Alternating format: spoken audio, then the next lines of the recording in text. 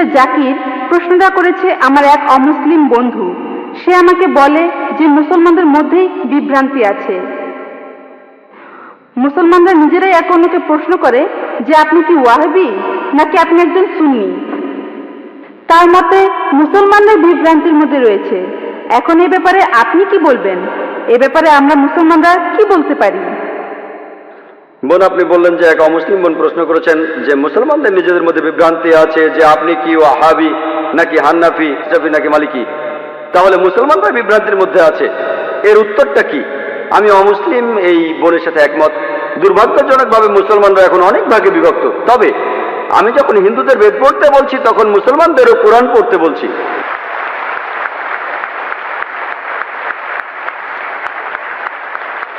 আল্লাহ পবিত্র কোরআনে বলেছেন, সূরা আল ইমরানের 103 নম্বর আয়াতে আল্লাহ তাআলা বলেছেন, ওয়াতাসিমু বিহাবলিল্লাহি জামিআন ওয়া লা তাফাররাকু। আল্লাহর রজ্জু শক্ত করে ধরো আর বিচ্ছিন্ন হও না। আমরা আল্লাহর রশি ধরবো, আর সেই রশি হলো পবিত্র কোরআন আর সহিহ হাদিস। আল্লাহ কোরআনে বলছেন, সূরা আল আনামের 159 নম্বর আয়াতে উল্লেখ আছে, যারা দিন সম্বন্ধে নানা মতে সৃষ্টি করেছে, হে রাসূল, তাদের দায়িত্ব তোমার নয়। ইসলাম ধর্মে বিভিন্ন দল আর মত তৈরি করা এটা নিষিদ্ধ, এটা হারাম। কিন্তু যদি মুসলমানদের বলি আপনি কি, কেউ বলে আমি হানাফি, কেউ বলে শাফি, কেউ বলে হামলি, কেউ বলে ওয়াহাবি। নবীজি কি ছিলেন? তিনি কি হানাফি? তিনি কি শাফি? তিনি কি হামলি? তিনি কি মালিকি? তিনি কি ছিলেন? তিনি মুসলিম ছিলেন।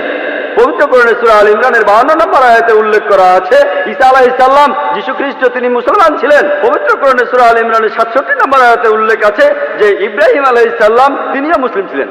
পবিত্র কোরআনে সূরা ফুসিলাতে 33 নম্বর আয়াতে উল্লেখ করা আছে, ওমান আহসানু ক্বালাম মিম্মান দাআ ইলাল্লাহি ওয়া আমিলা সালিহান ওয়া ক্বালা ইন্নানি মিনাল মুসলিমিন। সেই ব্যক্তির চেয়ে কে উত্তম যে মানুষকে আহ্বান করে আল্লাহর পথে, সৎকর্ম করে আর বলে আমি মুসলমান। আমাদের নবী মুহাম্মদ সাল্লাল্লাহু আলাইহি ওয়াসাল্লাম মুসলমান ছিলেন। আল্লাহই বলেছেন আমরা হব মুসলমান। মুসলমানের চেয়ে ভালো কোনো বিশেষণ নেই। আর চারজন বিখ্যাত ইমামের সবাই, ইমাম আবু হানিফা, ইমাম শাফি, ইমাম আহমদ ইবনে হাম্বল, ইমাম মালিক, আল্লাহ সবাইকে শান্তিতে রাখুন, তারা বিখ্যাত পণ্ডিত। আমি তাদের সবাইকে শ্রদ্ধা করি, পছন্দ করি। তারা বিখ্যাত পণ্ডিত। আর এই পণ্ডিতদের সবাই বলেছেন, এই চারজন ইমাম বলেছেন, যদি আমার কোনো ফতোয়া আল্লাহ ও রাসূলের বিরুদ্ধে যায় তাহলে তোমরা আমার ফতোয়াকে ছুঁড়ে ফেলে দাও।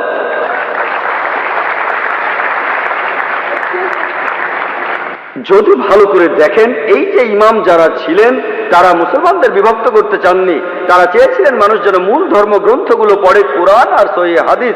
তাই আমাদের এখন যা করতে হবে, আমি জানি যে লোকজন বলে একটা হাদিসে আছে মুসলিমরা 73টি ভাগে বিভক্ত হবে। এটা আছে তিরমিজিতে, সহিহ হাদিস 171 নম্বর হাদিস। নবীজি বলেছেন ভবিষ্যতে 73টি ভাগ তৈরি হবে। ভাগ করা উচিত সেটা বলেননি। নবীজি জানতেন যে আল্লাহ এই কাজটাকে নিষিদ্ধ করেছেন। তাহলে যেটা করতে পারেন, আল্লাহ আর রাসূলকে মানেন আর নিজেদের আপনারা যে নামে ডাকতে পারেন সেটা হলো মুসলমান।